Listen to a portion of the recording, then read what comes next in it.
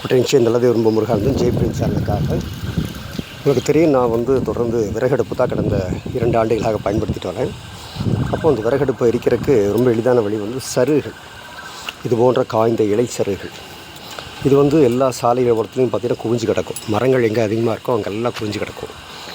இந்த சருகுகள் கீழே போட்டு அது மேலே சின்ன சின்ன விறகுகளை ஒடிச்சு வச்சு அதுக்கு மேலே பெரிய விறகு வச்சு அப்புறம் சருகளை ரொப்பி அதில் கொஞ்சம் காகிதத்தை பிச்சு போட்டு பற்ற வச்சிங்கன்னா 1/2 மணி நேரத்தில் சாதம், ரசம், குழம்பு, பொரியல் 3/4 மணி நேரத்தில் செஞ்சிடலாம்.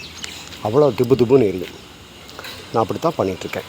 ஸோ கேஸ் அடுப்பை விட மிகவும் எளிய அடுப்பு விறகடுப்பு தான். புகையில் வரவே வராதுங்க. இப்படி முறையாக செய்யுங்க, கட்டாயம் புகை வர்றதுக்கு வாய்ப்பே இல்லை. ஸோ சுற்றுச்சூழலை பாதுகாக்க இன்றைக்கு நம்ம இதெல்லாம் செய்ய வேண்டியதாக இருக்குது.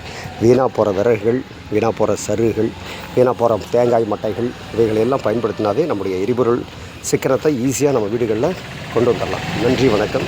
தொடர்ந்து ஜெய்பினி சேனலை பாருங்கள். இது போன்ற பல்வேறு வகையான வித்தியாசமான வாழ்க்கைக்கு தேவையான சிந்தனைகளை நான் பதிவிட்டிருக்கேன். தொடர்ந்து பாருங்கள். நன்றி, வணக்கம்.